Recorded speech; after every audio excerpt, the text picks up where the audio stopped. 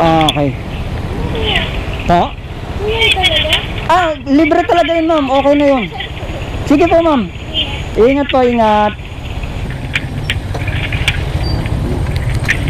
Saan ka po, ma'am? Mitsukoshi po. Mitsukoshi sa may... Okay, okay. I-type ko lang, ma'am, yung ano. Ito po, 8th Avenue. Pero kasi sa employees entrance ako. Employees entrance. Si paturo na lang, ma'am, yung daan. Ito po, ma'am. Magkano binabayad mo, ma'am, hanggang doon? 50 po. 50? O ngayon, ma'am, wala kang babayaran. Sa akin ka kasi natapat, kaya wala akong bayad. Late ka na ba, ma'am? Ang dami nyo nakapila ron eh. Kanina pa kayo nag-aantay ron? Yun ang dahilan kaya ako nag-free ride dun eh. Late na nga ako kuya. Anday kasing, kita mo ang dami ng pila, di ba? Ang haba.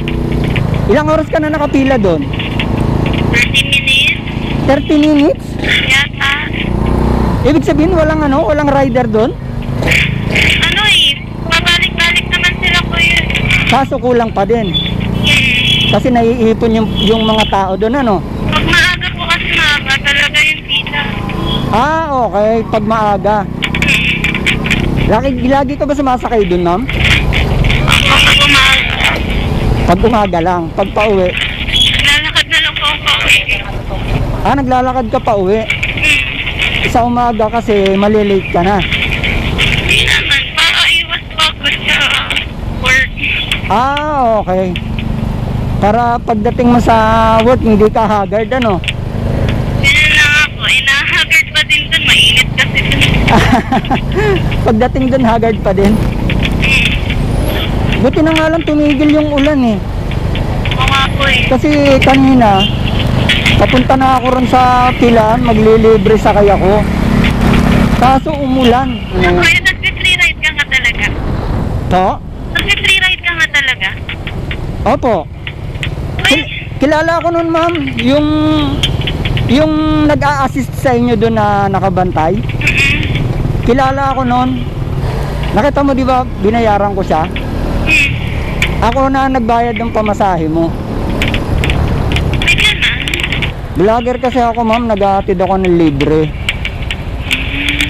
Pumupunta ako doon sa pilahan. Nag-aatid ako ng mga papasok sa trabaho. Pero yung papasok lang kasi malilate na kasi sila eh.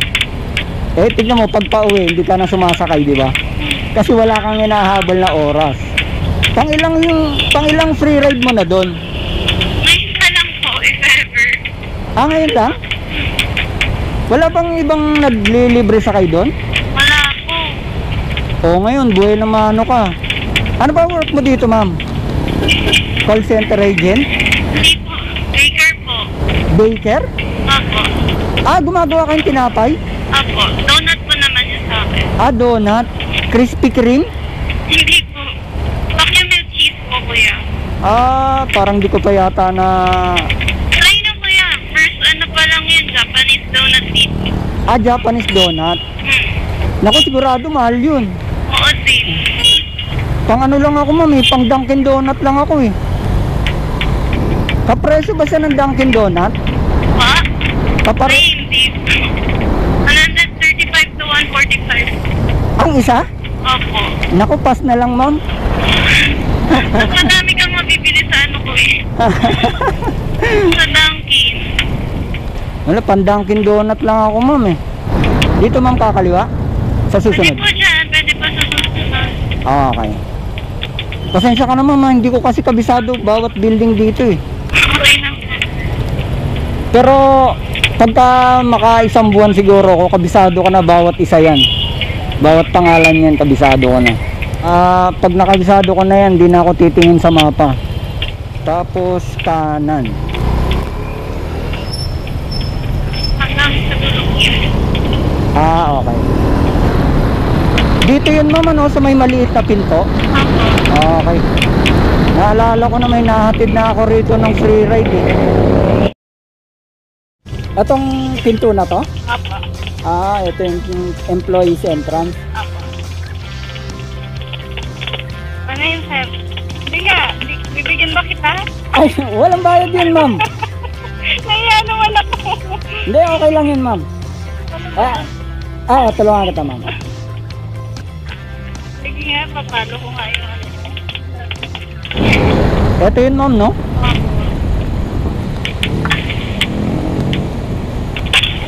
Okay.